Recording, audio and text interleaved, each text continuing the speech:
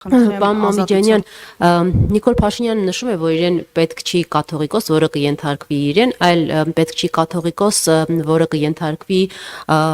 արտաքին ուժերի օտարերկրյա ծառայության ավագ լեյտենանտի կամ գեներալի։ Սա բավական լուրջ մեղադրանք է։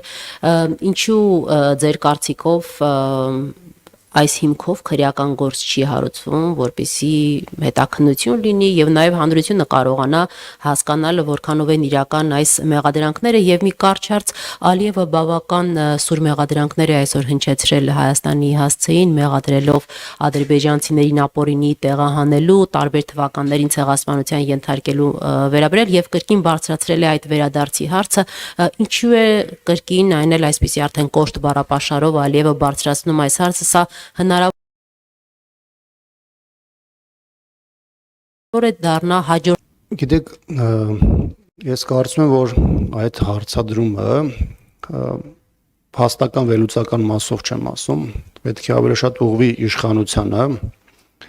Ինչի համար եմ ես դա ասում, որովհետև երբ որ մենք ամեն փուլում իրավիճակին համահունչ այդ ռիսկերն ու սպառնալիքները հաշվի առնելով գնահատականներ ենք հնչեցնում, իշխանությունը անդադ փորձում է ցույց տալ, որ խաղաղությունը արդեն փաստ է, նույնիսկ այն պարագայում, երբ որ Ադրբեջանն է ինչպես ձեր ներկայացրած իրավիճակում, այնպես էլ դրան նախորդած ժամանակահատվածում անդադ ցույց տվել, որ իր համար ուժի միջոցով կարգավորումը երկկողմ հարաբերությունների դեռևս որպես փաստ չի կարող լինել։ Նաև սրանով է պայմանավորված, որ ոչ միայն բանակցային գործընթացի, այլ երկրի անվտանգային համակարգի ճարտարապետության հետ կապված մեր դիրքորոշումներն ու իշխանության դիրքորոշումները էապես տարբերվում են, որովհետև իշխանությունը կառուցում է իր մոտեցումները այսպես կոչված հաստատված խաղաղության պայմաններում, այնինչ մեր դիրքորոշման եւ մեր առաջնահերթությունների հիմքում այն հանգամանքն է, որ ցանկացած իրավիճակում Հայաստանը պետք է պատրաստ լինի իրադարձությունների զարգացման ցանկացած սցենարի։ Ես կարծում եմ, որ Ադրբեջանը անընդհատ իր շանտաժային քաղաքականությամբ նաև փորձելու է Հայաստանին դրդելու նոր զիջումների, ավելին արագացնելու այն ադրբեջանական օրակարգի սպասարկման դրույթները, որոնք ադրբեջանական իշխանությունների եւ նրանց տարբեր ներկայացուցիչների կողմից անընդհատ հնչում են։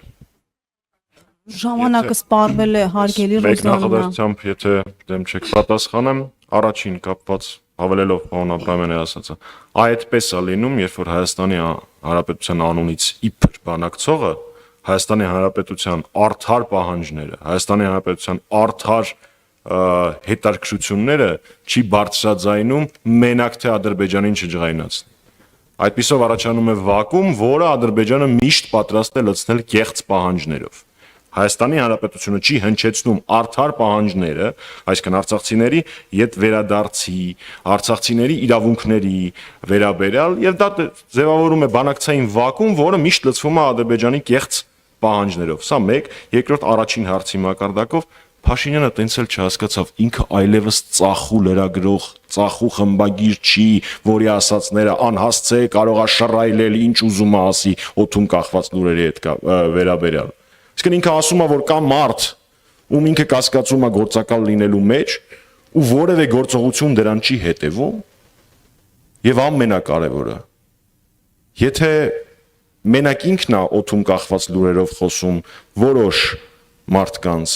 գործակալական կապերի մասին, բայց Հայաստանի Հանրապետության եւ ոչ միայն Հայաստանի Հանրապետության հայության ճնշող մեծամասնությունը որևէ կասկած չունի, թե ում հրահանգներն է կատարում Նիկոլ Փաշինյանը։ Ուստեղ արդեն մայորի մակարդակ չի, իրան ոնց որ ավելի բարձր, բայց շատ ավելի թշնամական երկրներից են խորհուրդներ տալիս։ Շնորհակալություն։ Շնորհակալություն, ժամանակը սպառվեց։